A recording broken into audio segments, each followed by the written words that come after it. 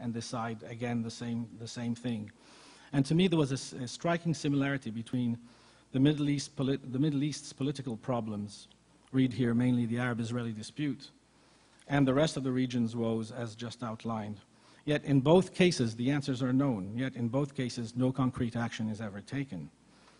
In fact, one could say that there is more than a similarity between the Arab-Israeli conflict and the region's dismal report card when it comes to human rights, education, social welfare, minority and women's rights, etc. Some say there's a direct correlation between the two. Solve one and wisdom dictates the other will be solved. But the problem is that wisdom is what is lacking.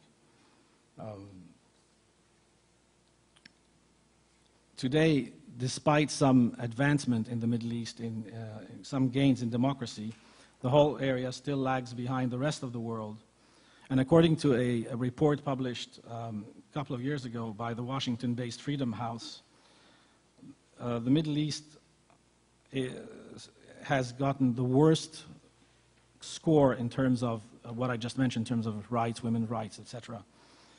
Some countries, such as Syria, Libya, and Sudan, were considered among the worst, quote unquote, in the world. The others who fell in the same category were North Korea, Turkmenistan, Uzbekistan, Burma, and Cuba, in terms of lack of freedom of the press, lack of rights for women, and so on. Lebanon, which was one of the rare countries that had made advancements in freedom, democracy, has now regressed with Hezbollah taking more control of grabbing more power through the gun, not the ballot, unfortunately. Until, which brings me back to my book, While the Arab World Slept, I say until the people in the Middle East can start to wake up from sleepwalking through life as they are now, things will not change, and the rest of the world will continue to pass them by, both from an economic point of view, a democracy point of view, political point of view. But I remain the perpetual optimist. I think that one day they will wake up. And if we look at what happened in Iran just a few months ago, unfortunately, it didn't succeed. But I think it's only a matter of time before they will try again, and maybe next time they will be luckier. So I think with that, I will stop here and take your questions. If you have any, I'd be delighted to try and answer them. I wonder, my own personal ethnic heritage is the Irish, and we're proud of the fact that we taught the Arabs how to blow up innocent civilians.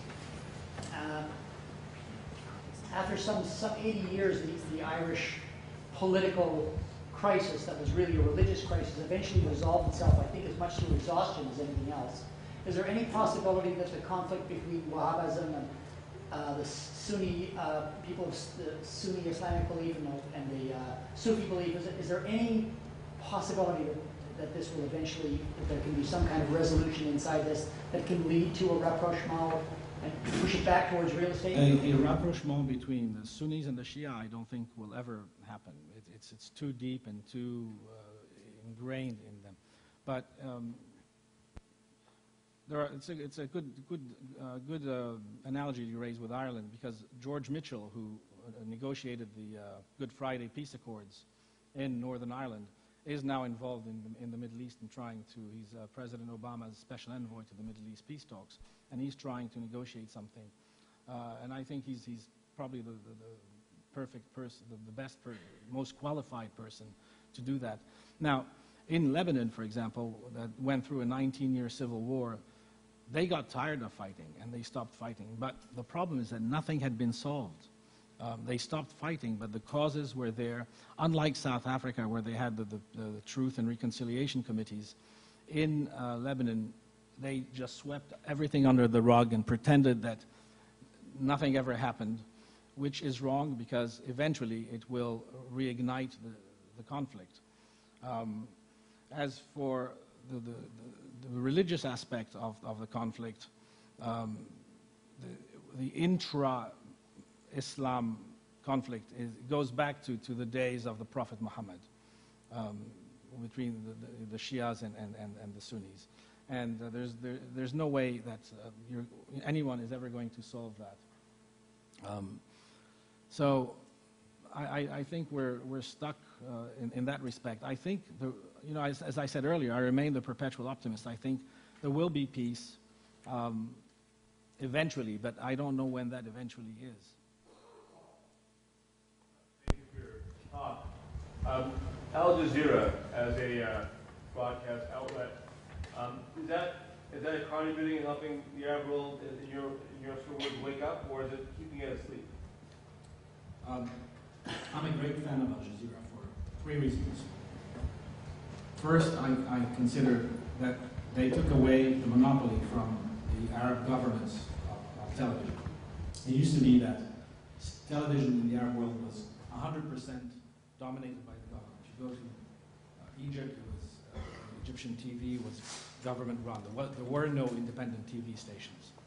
And the news, the headlines was, and I'm not making this up, President Hosni Mubarak today received the ambassador of Gabon, or whatever country, and they discussed the regional issues and the Palestinian question, and the ambassador reiterated his support for the Palestinian cause. Now, take away Mubarak, substitute Assad, and the news in Syria was identical. Anywhere else in the Middle East it was identical. What Al Jazeera did is they brought novelty and they took away the monopoly from the government. I was in Lebanon a few years ago and I was interviewed on Lebanese TV, state TV. And later that day, that evening, I was having dinner with a friend and I said to her, "Did you see me on TV today?" She said, "What channel?" I said, "Channel 7. She goes, "Nobody watches that anymore," because of Al Jazeera. So Al Jazeera first took away the monopoly. Second, they introduced competition. There are today, which is very healthy for a democracy. There are more than 350 television stations in the Arab world, satellite stations in the Arab world. Al Jazeera is the one that we know and love or hate, depending on where you stand. But there's Al Arabiya, there's Nile TV, there's Abu Dhabi TV, Lebanon has, I don't know how many stations. Every country has dozens of stations. And third, what Al Jazeera has done is they have pushed ajar the door to democracy in the Arab world because of what they do. Now, they're not perfect. They're far from perfect. And some people accuse them of having pro-Muslim Brotherhood tendencies. And they do, but they also have some liberals and some people on the left and some people on the right.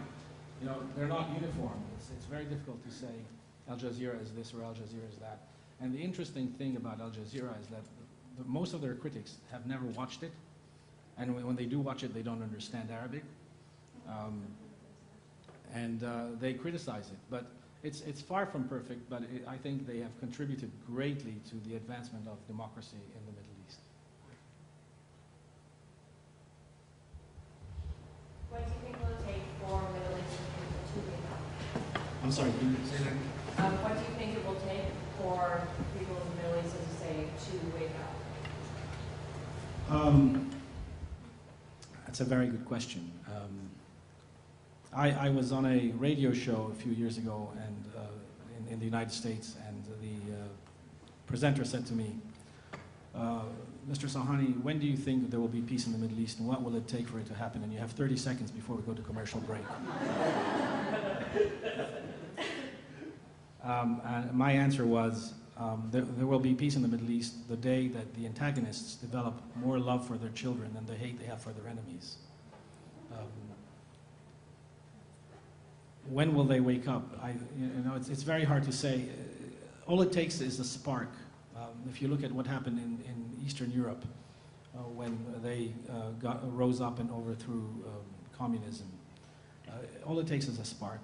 In Iran, it was the same thing. It was a spark.